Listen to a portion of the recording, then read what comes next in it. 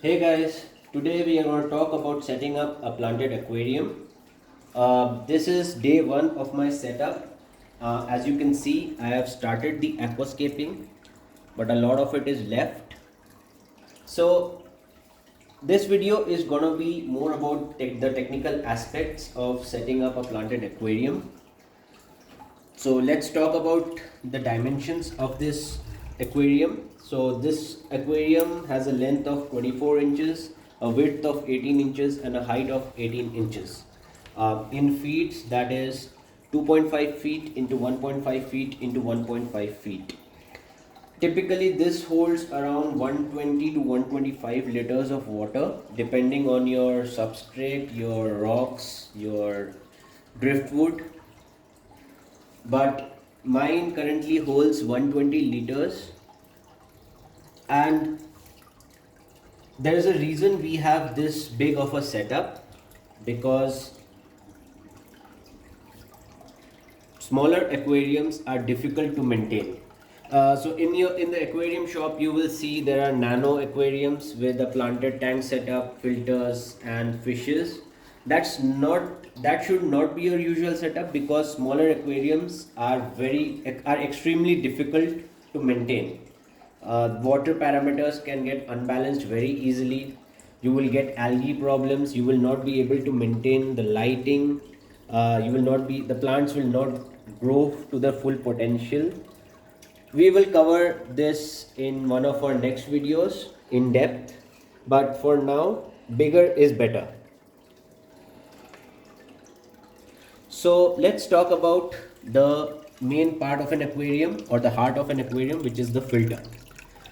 So this is my outlet and inlet nozzle of my canister filter. So these are the hose pipes which are connected to my canister filter. So typical question, why go for a canister filter instead of HOB filters or uh, internal filter? Because tanks of this size cannot work well with internal filters or HOB filters. The flow rate would just not be sufficient for filtering out your entire water. So right now I have set it up in a sideways setup, where the inlet and the outlet is connected to the left hand side of the aquarium, but ideally it would be on the back side. So currently I would be moving this to an aquarium table, where we'll have this setup from the back end side. So let's talk more about the filter. So the current filter that I have is a Fluval 107. So there are other brands as well, like Dolphin, but for my setup, which is 120 liters, this can work for 40 liters to 130 liters. So this was the perfect setup. Also you can see from a size perspective, this is um, uh, around 1 feet of length and a half a feet of width. So as you can see, this is the inlet and this is the output. This is the flow meter. A detailed guide on how to set up your filter, I will cover this in one of my other videos, but keep in mind that a canister filter is a must if you're going for a setup of more than 50 liters. So now let's talk about the light. So this light is an LED light. As you can see, this has a red, blue, green spectrum.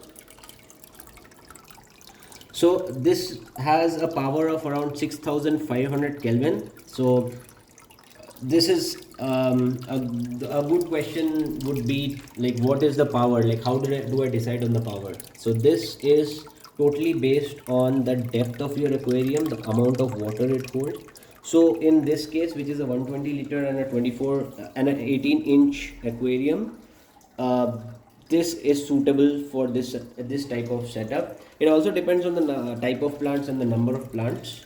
So this one is perfect for the type of plants that I have, which are like carpet plants. I also have some red plants at the back, and red plants typically need more lighting. So we will go in depth about the plants that I have in the next videos. Next, let's talk about the other critical critical aspect of an aquarium, which is carbon dioxide setup. In a planted aquarium, you do need carbon dioxide, and I would recommend a pressurized CO2 cylinder instead of, like you will see on the internet, do it yourself with yeast and sugar. But I would definitely recommend a cylinder setup if you have such a big aquarium like this. So currently what I'm showing you is the diffuser. This diffuser is spreading that CO2 across the entire aquarium. Uh, the placement of this should ideally be right next to your intake filter for the best diffusion of CO2 in the system. Currently I don't have this setup here, so I have it set up on the right hand side, but later on I will be moving it towards the intake of the filter so that the air bubbles go inside the filter and circulate throughout your aquarium. Next, let me show you the pipes build.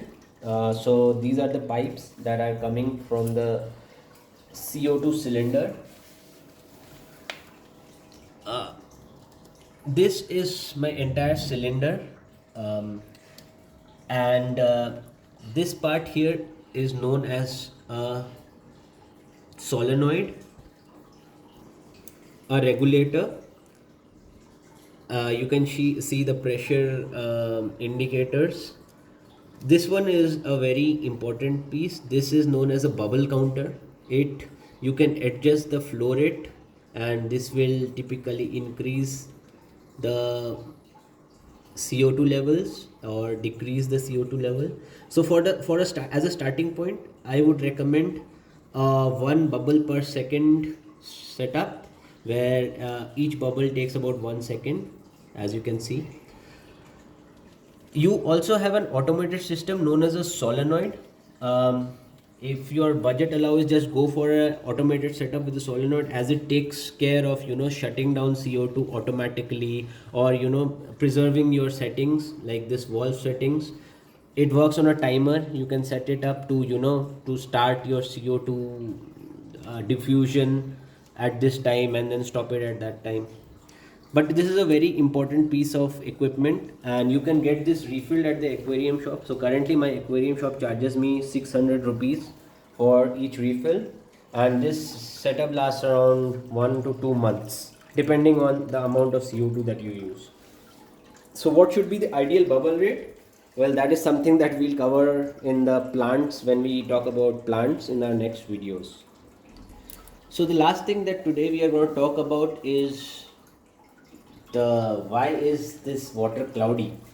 Well, that's what, like, this is day one of the setup, and it is very common for a newly planted tank to have a very cloudy water. So as you can see, this cloudiness is because of good bacteria that is currently colonizing in your aquarium. So quick refresher course on the bacteria. Colonizing bacteria in aquarium turns fish waste, that is ammonia, into nitrites and nitrates, and is essential for keeping the balance of your aquarium. So higher the like, if you have ammonia in your system, your fishes are going to die. Simple. So bacteria helps in consuming that ammonia and converting it to nitrites, and then eventually nitrates, which is harmless for the fish, and they keep the nitrites and nitrates in check as well. So as you can see, this white is all the microorganisms, bacteria and other microorganisms. So that's it for this video, day one of aquarium planted setup, and I hope to see you in the next videos.